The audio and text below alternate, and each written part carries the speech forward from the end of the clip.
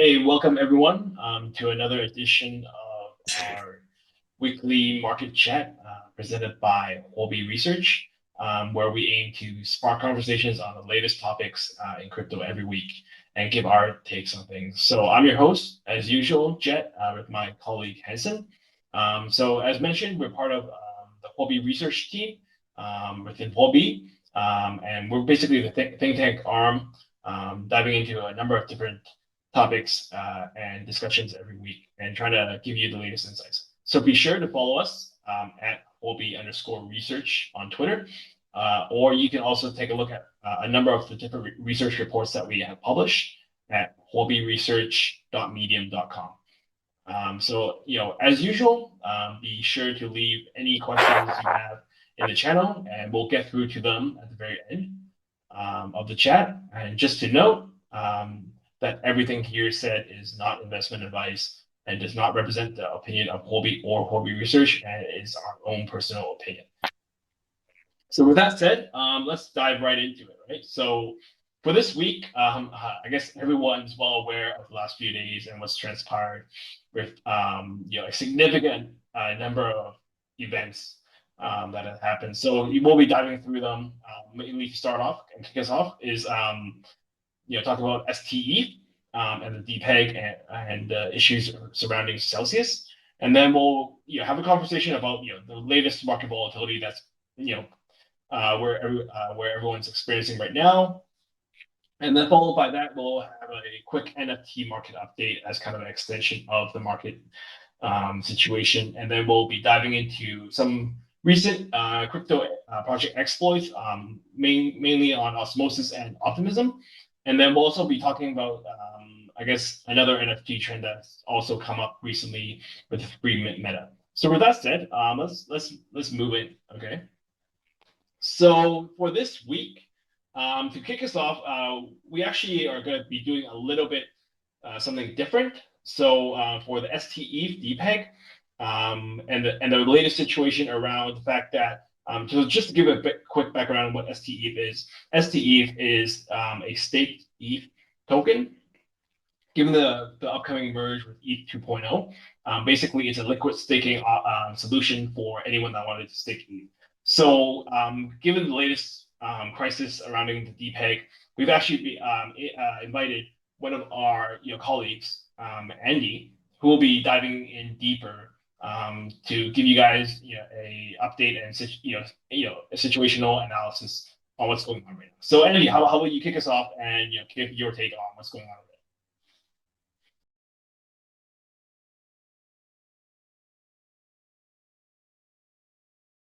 it? Okay, thank you.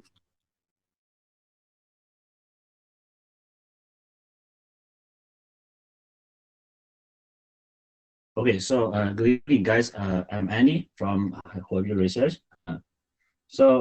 Just now, Tim mentioned about the STETH, and STETH the price already down a lot during these days.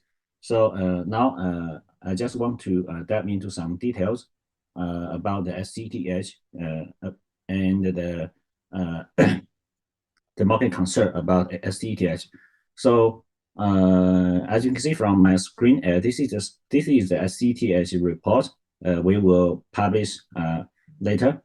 And from my opinion, actually, there are mainly 5 reasons for why STETH has been trading below ETH. From this report, we can see we know that Terra and Luna collapsed last a few weeks ago, and the collapse of Luna and UST already make a lot of connection, make a lot of concern in the market. This is the trigger of the STETH, but when we look at the other reasons, actually there are a lot of incidents about the STETH. The most important one, I think, is the Celsius. As we know, Celsius took a huge loss from staking STETH on Stakeout. Stakeout actually is a platform. It's very like Lido, And Celsius wallet have at least 42,000 stake-held ST Ethereum on this platform, but on this platform they lost the private key about 38,000 Ethereum. So this one is this one is also a trigger about the price drop down of STETH. And when we look at the pool, when we look at the wallet of the Celsius, we know that as you can see from this picture, the balance of STETH in Celsius wallet is about it's about 400,000, and in just 2 days ago, and right now this afternoon I just checked the balance of this wallet, and it's just dropped down. So so Celsius is also another reason for the STETH price down. So let's look at the third one. A report showed that Atlanta Research is one of the biggest crypto investment firm, and on July 8, just sold about 40,000 STETH. The following, when you look at this screenshot, this is the screenshot from the Etherscan recording the selling activities. So we know that the biggest outflow of SETH is in RV lending protocol. We can see from this chart below, the staking pool of RV got the largest STETH percentage with a total of 1.4 million Ethereum, worth about US dollar 1.7 billion. So we know that there is a revolving loan in the RV. When users get back STETH by staking Ethereum at Lido, and then they just supply STETH in RV and then borrow ETH again. So users can just repeat the steps below, and get a lot of STETH from this pool. So as we can see, this is also very a high risk activity. So from this report, we can see this picture. We know the liquidity price of STETH. When the STETH/ETH equals to 0.86 and 41 million US dollars will be liquidated.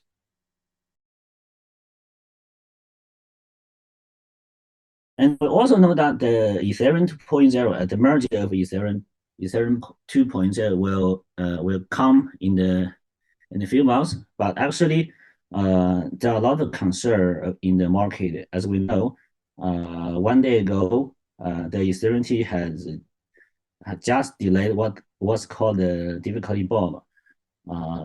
Although the development team said it does not impact the merge at all, but some have been a bit skeptical on the merge of Ethereum 2.0. So a delay would certainly lead to a effect on investor confidence. So from all this reason above, we get some conclusion for the STETH. The first reason is, in the short term, STETH will face a big selling pressure, and in the following weeks, the space will still continue. And second, we know that STETH is pegged to Ethereum with 1.1 reason, so new demand will step into STETH in the second-hand market. So don't worry. From my perspective, the price will goes up compared to ETH. The last point we want to show to users is that in the long term, before the merge of 2.0, there are some opportunities for STETH and ETH. If you are an Ethereum holder and you can buy STETH you can buy STETH in the market, and because SETH is backed by Ethereum, and you can also get a 4% of 4% return from Lido. So in the long term, I think SET's price will go up, but in the following in the following maybe 6 to 8 weeks before the merge 2.0, your balance will under some pressure. I mean, because the SET's price is below 0.95 or 0.96 compared to Ethereum. So that's all the insights I want to share in this conversation, and this report will be this report will publish on our platform. Also, you can just follow our Twitter and stay tuned. Thank you. Thanks, Andy. Yeah, really appreciate you taking the time today just to go through your report. Yeah, so I guess, yeah, I just have some quick thoughts personally, I guess, Hanson. Yeah, maybe we can have a quick discussion about the points raised by, I think, Andy.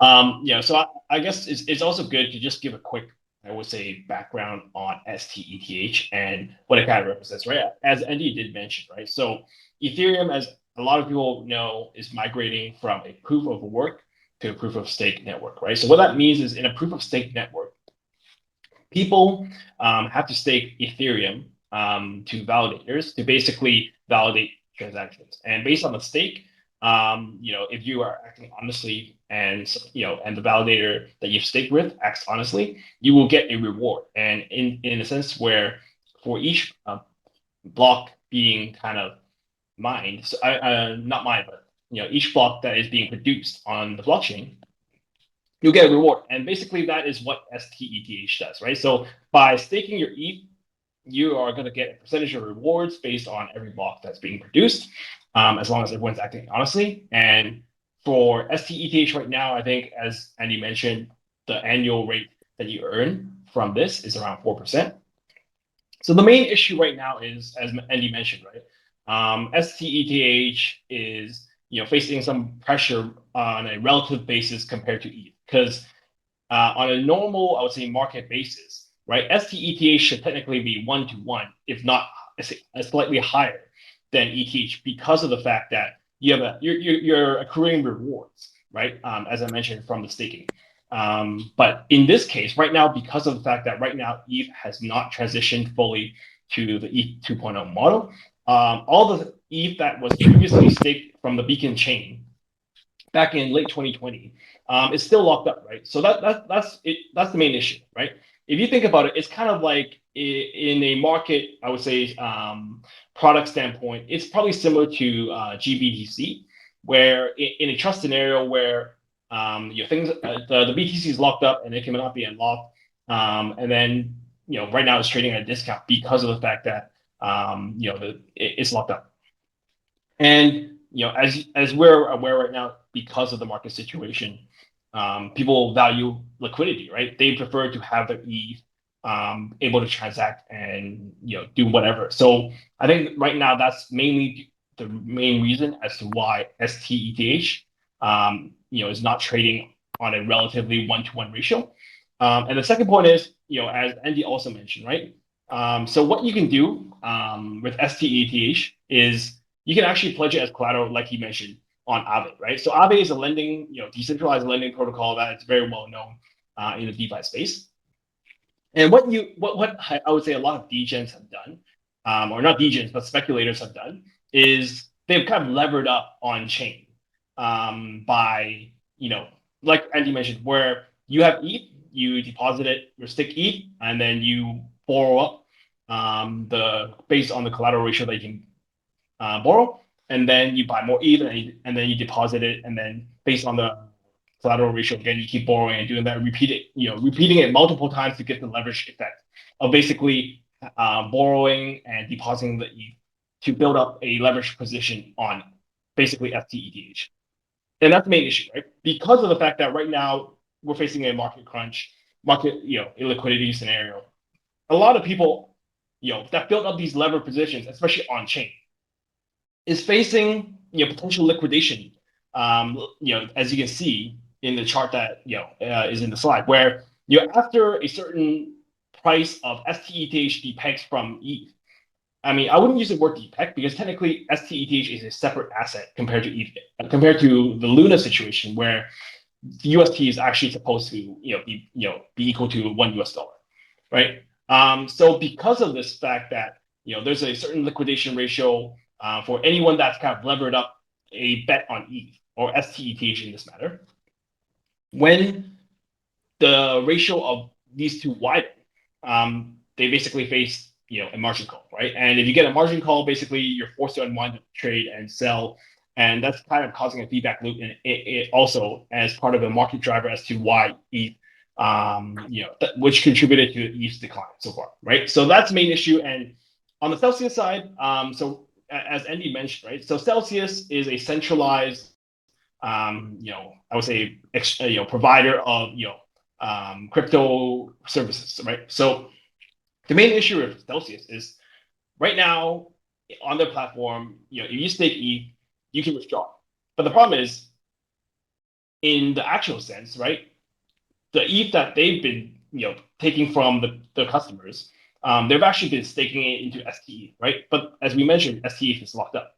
So because of the fact that it's locked up, and it's now trading at a below par compared to ETH, they're facing a crunch too because of the fact that as everyone's aware, in a market crunch liquidity scenario, everyone's running out for the gates, right? And in that scenario, when there's a significant amount of customer withdrawals, and that causes Celsius to have to figure out to pony up the ETH to allow these people to withdraw, right? And that's why I think some of you might have noticed on Twitter that I think over the last day or so, Celsius actually announced that they're going to temporarily ban withdrawals because of the fact that they're trying to work out the situation and kind of figure out the balance sheet in terms of how best to make sure all the assets that all the customers have will be insured, right? So I think that is mainly the main issues surrounding STETH and the DPEG.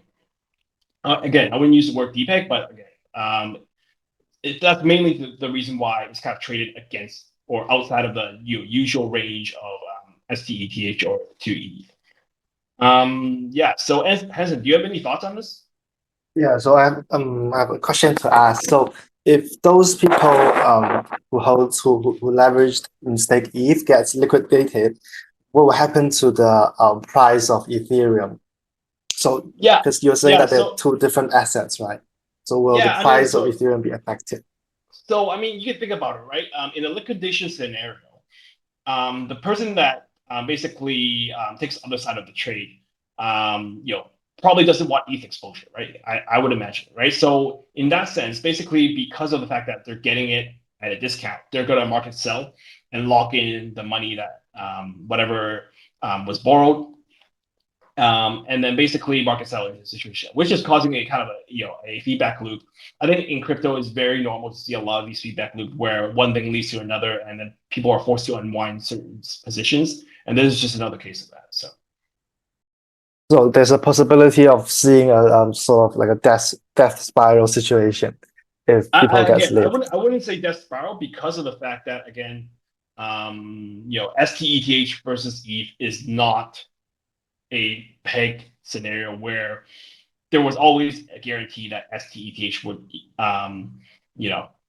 trade 1-to-1 until ETH 2.0, where once ETH 2.0 launches, then you can burn your STETH for 1 ETH all the time, right? So right now that burning function is not available because ETH has not transitioned over to ETH 2.0. So as a result, it's only a one-sided situation where you can deposit your ETH for STETH, but you cannot, burn the SDETH to get back your ETH right now.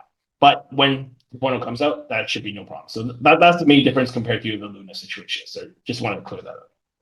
Yeah, so one stake Ethereum will eventually equal to one ETH, but Yes. like what are the risks involved now for the average investor for buying one stake Ethereum for 0.95 ETH at the moment? Yeah, I mean, again, I think it's always the risk associated with SDETH is, first of all, as Andy mentioned, as a timing, right? We don't know when ETH 2.0 is actually going to happen, right? A lot of people are speculating to be Q3, but usually what happens with these big announcements and big updates and launches is they usually face some delays, right? So because of that, you're getting a discount to SDETH versus ETH because of the fact that you're facing that timing risk, and you're getting compensated, so to speak, for that right now. But I would say other than that, unless it's a smart contract risk that someone finds and exploits, which at this moment there's not. I would say the risk of if you're long-term bullish ETH, right, the risk of holding STETH and waiting for the migration to ETH 2.0, and then burning the STETH for and getting back your ETH. I think it's pretty safe to say that that's going to happen. So. Okay. Okay, so yeah, let's move on to, I guess, what's probably on everyone's mind right now. With the latest market drop, right? So as everyone's aware, BTC was trading around 29, 30K last 2 weeks. With the last few days, we've seen a complete collapse to where now BTC is trading around 22.5K. ETH is at 1.2K. And there are a number of things that really contributed to this latest crash, right? So first of all, it really kick-started off on Friday because of the fact that in the US, there was a CPI print, right? So CPI is a consumer price index, basically tracking the inflation of the economy, right? So based on market expectations going into the event was they were expecting the inflation print to be at least within expectations, or potentially being a positive surprise, right? And I think BTC and crypto as a whole also has that similar priced in expectation. But what had happened was on the day on Friday, the print was actually above expectations, meaning inflation was still higher than expected, right? And taking a step back, right? Why is inflation important, right? So right now, inflation is important because of the fact that the Federal Reserve in the U.S. has kind of made it the mandate to kind of stomp it out, right? So because of the fact that inflation remains high, they can't turn back on the stance of, first of all, raising interest rates, right? So raising interest rates causes a number of different things in the economy to be more expensive, mainly with credit costs and refinancing of your mortgage, et cetera, et cetera. In addition to that, they're also going to be implementing quantitative tightening, starting from July. And what quantitative tightening is basically, previously the Federal Reserve has been conducting a asset purchase program, buying bonds, and U.S. Treasuries, et cetera, to provide liquidity into the global market, right? And now they're withdrawing that liquidity, and I would probably say this is one of the main effects of why I think the market has not done well this whole year, because of the fact that with the market liquidity situation expecting to be tightening, everyone's kind of trying to take profits, right? And as a result, the whole market has been on a downtrend ongoingly. And a lot of people were hoping that potentially, if the inflation print was going to print lower than expected, that the Fed might ease off the gas, right? In terms of not being as aggressive with potentially the tightening program, or increasing interest rates as quick of a rate as currently, or as high as expected. So a lot of these things were kind of expected going into this print. and of course did not manifest. And basically because of that, you saw a complete carnage, not just on the crypto side, but also in traditional markets as well, where I think the S&P and Nasdaq both fell around 3 to 4%. Over the last few days, over the last day, right? So mainly that's just unavoidable, right? And in this week, the main headline is the FOMC meeting for Tuesday and Wednesday. So everyone's kind of waiting and seeing whether or not the Fed, after this latest CPI print, would potentially further increase its hawkishness of its stance. So right now, everyone's waiting for that. Remains to be seen. So to be honest, in terms of risk taking right now, I think everyone should probably pare back the risk a little bit and kind of adopt a wait and see mode, because like there's no rush, right? I mean, if crypto is following traditional markets and traditional markets are reacting badly to whatever the Fed is doing, like you aping into any token right now, I think is pretty risky. So again, of course, not investment advice, but that's just my take. Hezan, you have any opinion on this? Yeah, so cryptos are generally considered as a more speculative and more volatile asset. So when there's a lot of uncertainty and fear in the market, people's first reaction would usually to shift their investments in this kind of risky assets into more stable assets like government bonds or banking or stocks in the banking industry. So Yeah, no, I mean, yeah, just to add on that, right? I mean, as much as I think a lot of people would hope that crypto trades uncorrelated to traditional markets, I think what we've seen this cycle for the last year or so is that at times of market stress, it correlates significantly with traditional markets, especially the Nasdaq, because crypto is kind of seen as like a riskier bet play than tech stocks. It's still kind of tech, right? If you think about it, it's technology on the financial side, right? So because of that bucket that people have kind of pinned crypto in, and seeing it as further out the risk curve compared to the Nasdaq or large cap tech stocks, that's why you're seeing an even more aggressive selling, because the first thing people would dump is probably crypto, and then they'll try to pare back their tech exposure, and then closer to safer side will be like you mentioned, has in like the utility stocks, bank stocks, et cetera, et cetera. So yeah, right now I think in terms of risk appetite, it's pretty much at an all-time low.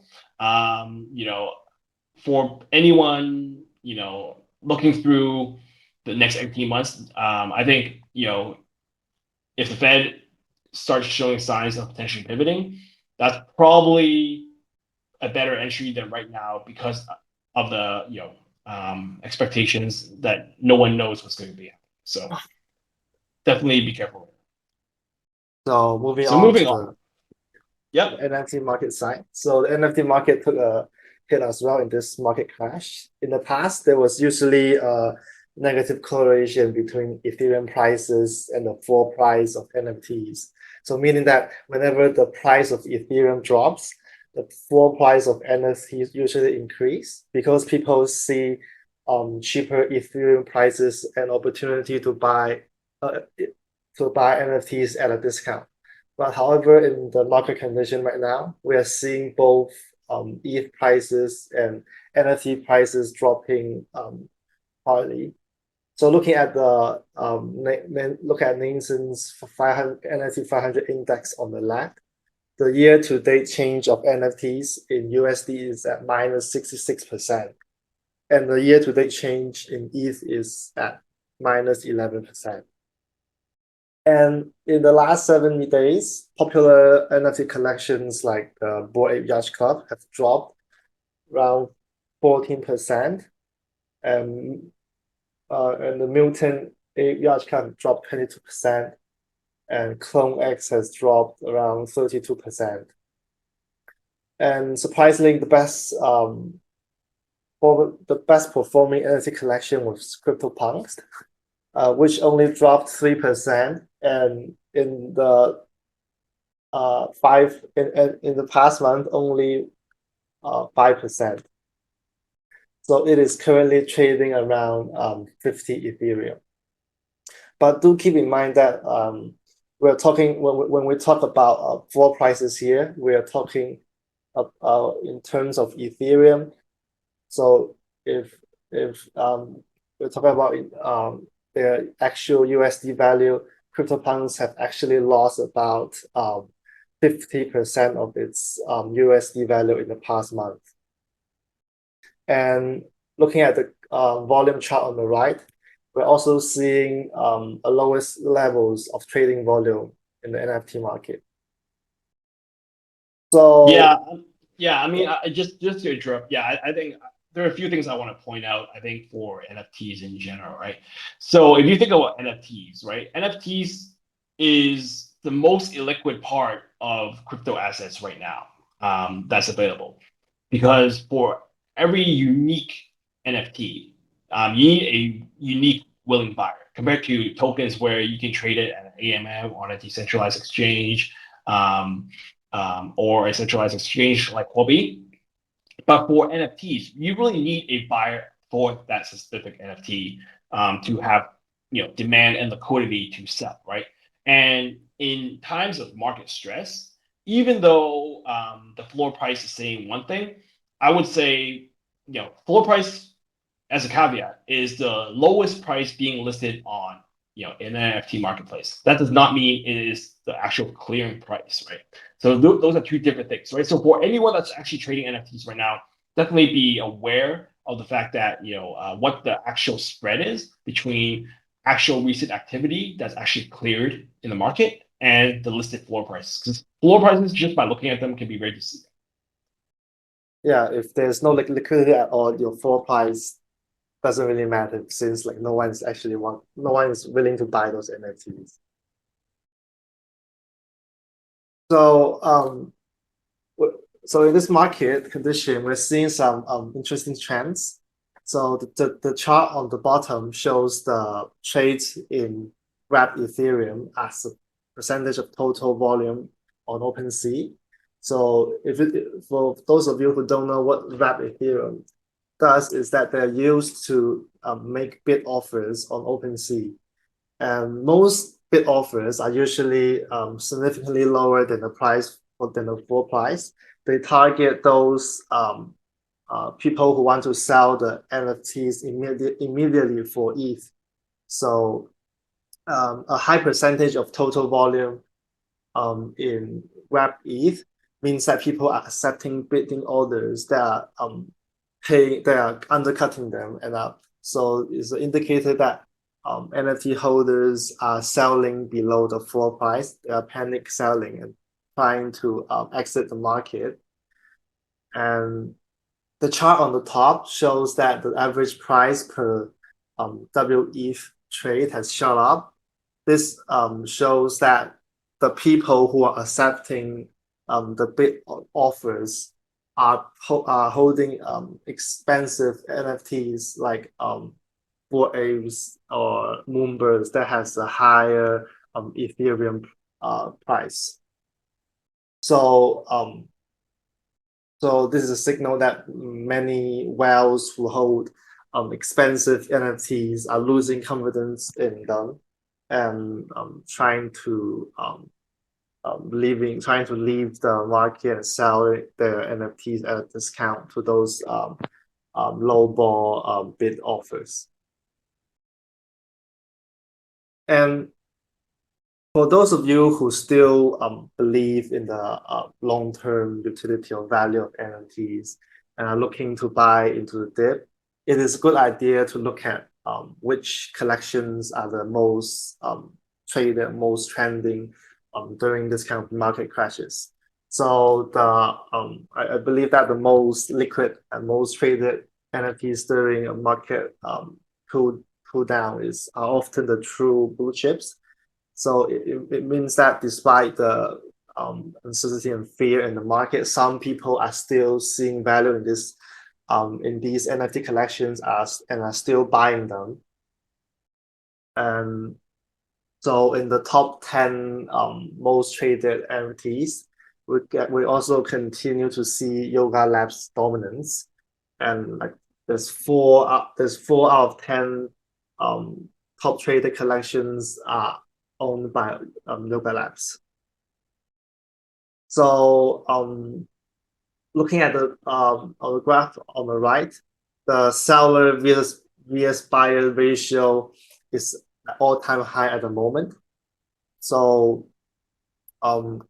please do keep in mind that when this happens, it also indicates that there's not a lot of liquidity buying into the market at the moment. So people are trying to leave the space. So you should be more aware of this if you are trying to sell your NFTs, because you might not be able to find a buyer in a short period of time. Yeah, I just wanted to add, I guess again, a point that Henshin did touch on was the fact that the price of ETH also has kind of increased. I think that's in addition to what he mentioned. I think another thing is because NFTs historically has been denominated in ETH terms, right? I think a lot of people might potentially be discounting not just in ETH terms, but also in US dollar terms to get rid of those assets. And it's compound effect, right? Where if you're lowering just the ETH price, and keeping the amount of ETH that you're selling for fixed, right? You're losing money. But then you're losing money on both ends if you're decreasing the amount of ETH that you're willing to take, plus the price of ETH actually going down, right? So I think maybe for me, my personal take on NFTs is that right now it's probably not the best idea to denominate the NFTs in ETH terms because of the fact that this was mainly a legacy carryover from I think probably previous cycle. It's kind of misleading, right, in terms of actual pricing in good times and bad times, because if not the average person denominates themselves in ETH. Right. So I think most likely what you're gonna probably start to see emerging next cycle is a lot more things priced in stable coins like USDC, USDT, because of the fact that end of the day for the average consumer like you and me, right? I want to actually know in a stable fixed currency how much I'm actually paying for, right? And able to easily calculate that on the back end, as opposed to denominating myself in ETH, which is a very volatile asset. I think that for the average person, it doesn't make sense, right? And you have to keep running those back, mental calculations just to make sure that you're not losing money, right? So I think next cycle we're most likely going to be seeing a transition to more USD or stablecoin related types of pricing because of the fact that for the average consumer, it's just not doesn't make sense to be denominated in ETH. So just a minor note.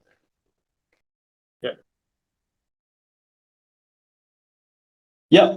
So moving on. So there are a few exploits that we just wanted to mention and talk about.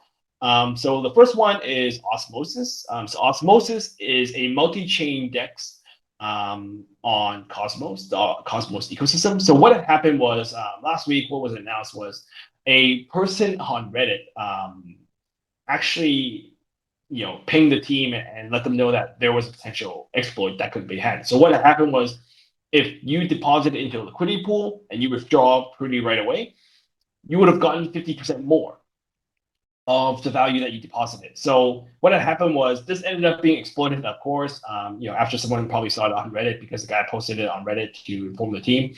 And Osmosis, as a result, had around $5 million being drained from the liquidity pools from this method.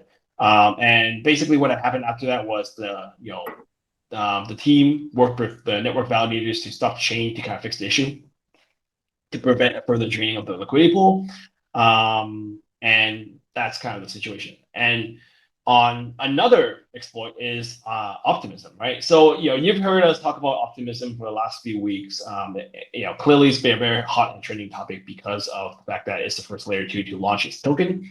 And what had happened was apparently around the time of launch, Optimism sent 20 million OP tokens to the wrong address. So initially they were aiming to send the tokens to the wallet address of a market maker called Wintermute. But what had happened was Wintermute actually was not the wallet owner on the Optimism Layer 2 that I guess the wallet address that they provided, right? So that the OP team thought they had because of the same address on ETH. So because of that, a exploiter was able to receive 20 million of these tokens and sold around 2 million of them in open market, basically dumping it right away. And eventually, the OP team and this exploiter was basically able to come into the agreement where he basically returned the remaining 18 million back to the OP team, right? So this was kind of dealt with in a kind of a white hat situation. But I mean, I guess right now the main thing I want to bring out from this point is the fact that in times of market stress, a lot more people are going to exploit things that are able to be exploited, right? So, the smart contract risk side of things is definitely heightened because of the fact that as things start, facing illiquid and, rare scenarios, a lot of these, financial products or DeFi projects have not been tested in significant stress, right? So we don't know potentially what kind of risks are associated with that. So definitely be on the lookout of these kind of risks and definitely have a assessment of whether or not the project that you've kind of put your tokens in or staked have kind of being kind of vetted and also not that easily exploitable. So we know that the hacker of the OP tokens eventually returned 18 million tokens back to OP and sold the other 2 million tokens. But I've been wondering, so what if the hacker instead keeps the OP token and use them to vote in the DAO decisions in the future? Like, will the stolen tokens be counted and still be regarded as valid votes? Yeah, I mean, I would take a step back first, right? So usually, if you're facing an exploit scenario where someone was able to take a significant number of tokens from a crypto project, they go into kind of a negotiation mode where the hacker or the exploiter would be in communication with the team, and they'll kind of negotiate back and forth on kind of a white hat hacker agreement where they are able to keep a certain portion of the funds and then return the remaining a significant amount. And this is mainly to kind of incentivize the hacker to basically give back the tokens because in a crypto scenario, there's no recourse, right? If things moved on chain, they are gone, right? They're gone from your wallet. They're gone. So because of that, unless the hacker sends it back, OP technically cannot do anything technically to retrieve those tokens, right? And because of that, they came to the agreement where basically, they returned that the hacker returned 18 million of the 20. And I think from the hacker standpoint, if you think about it, right, I'm basically able to do, get a 2 million OP token. I think at that point it was trading over $1. So it was like a $2 million payout without potential legal prosecution. Because basically with all these crypto projects is they probably hire investigators and report and file a criminal report with whatever jurisdiction they're at. And if you so happen to be in the same jurisdiction, they'll probably hunt you down, right? Or even if they're not, I think there are situations where Interpol was involved and people literally hunt you down and try to basically force you to give back the tokens or arrest you, right? So from a hacker standpoint, I mean, if I'm getting a $2 million payout, am I really gonna risk that? It's risk free compared to holding 20 million and potentially getting arrested and jailed. So I think for the hacker, usually they take the route of just returning the significant amount of tokens and just call it a day, right? So, but in the scenario that you mentioned, is it right, where the hacker keeps the tokens and actually votes and uses it. I mean, there are two scenarios, right? So first of all, the first scenario is as the team, they'll most likely have a majority of the tokens. So if that is the case, they can always have a quorum where they would be able to vote to carve out or reissue the token if it's a really bad scenario, or basically figure out find a way to kind of carve out that portion. But from an on-chain actual voting governance standpoint, yeah, they can't do anything about it. So the person holding those tokens could definitely be used to vote. But I mean, if you think about it, they can always label the wallet as OP exploiter. So if he votes for anything, then basically they can potentially disregard that wallet's address's vote by voting through governance to basically ignore any voting sent from that address, right? So I mean, there are a number of ways around it, but basically, I don't think the typical way is to hold all the tokens and keep it. So Okay, I see. So moving back to NFTs, another interesting trend we have spotted before the market crash was the large drop in average Ethereum volume per trade. So average Ethereum per trade has went from 0.7 ETH in May to 0.11 last week. And the reason for this drop was probably because of the new free mint trend popularized by Goblin Town. And Goblin Town has inspired many collections to launch with no minting cost, and as well as no Discord, no utility, and no roadmaps. So one of the more popular projects that came out from the recent free mint meta was Poop NFTs. So at one point last week, there were 4 collections from that project team trending on OpenSea. So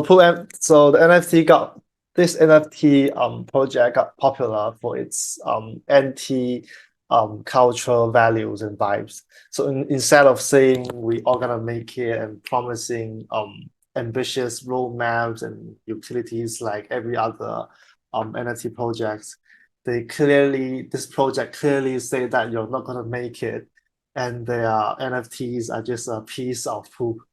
So the joke is that they are literally selling poop to you, and people are buying into the joke in this boring and painful bear market. So, but however, although their NFTs looks really like a degen, low quality, low effort mint, their team's execution actually tells you otherwise, because they have already launched 3 NFT collections and a token in a matter of 2 weeks. It took them 2 weeks to accomplish what Bored Apes have done in 1 year. So keep in mind that unlike most other NFT collections, this is a collection with deflationary mechanics. So 6,000 Genesis NFTs have been burned already to create the next Genesis to create the next collection.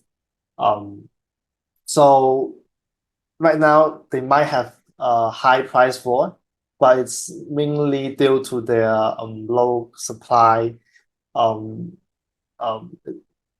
because of deflationary mechanics instead of having actual demands. So they also have launched a token, the shit token, with the ticker symbol literally being SHIT, and they can be used for burning, combining shit beasts and burning to create another new collection in the future. And there are also hints that they are trying to make a metaverse project regarding poop NFTs that will be powered by this coin in the future. So if you're interested in trading this coin, we at Huobi have listed it in our exchange just a few days ago. And Cool. so Yeah. So I guess before we go back into the usual candy drop event, just wanted to again repeat if any of you guys have any questions about the topics or anything in general, again be sure to leave it in the chat, and we'll get through to them after the candy drop. and so as usual, we'll remind you guys about our candy drop event. So users with an average spot trading volume above 100 USDT of any digital assets for the last 3 days can register and participate in the event. And participants have a chance to win up to 100 USDT per entry and up to 1,500 USDT per week. So the more trading volume you have, the more entries you can register for, and the higher your chances of winning are. We'll also airdrop a candy drop double up coupon to those who didn't win anything. So, and using the coupon will double up your chances to win in the event. You can stack the coupons up to a winning chance of 100%. Moreover, for each candy drop event, one lucky star winner will be selected to win a grand prize of 1,000 USDT. So for more information, you can go onto the Huobi app and click on the new listing event page for information about this candy drop event.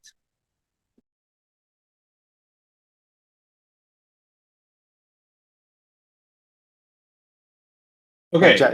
Yes. So let's just dive into the questions that we have. I see we have 2 questions. So a question to you, Hansen. So what does the shitcoin do? Right now they are mainly used for maintaining the next collection of this poop NFT project. And I think they also have plans regarding staking, but details are not yet released. So there's staking utility and there's purchasing utility. Okay, and then the second one is, what is the total supply of it? I think it's around 1 trillion, or it's around 1 trillion. Yeah, there's a lot of zeros, and I did not count all those zeros. It's absurd number of zeros. I think you can check that in CoinMarketCap. Okay.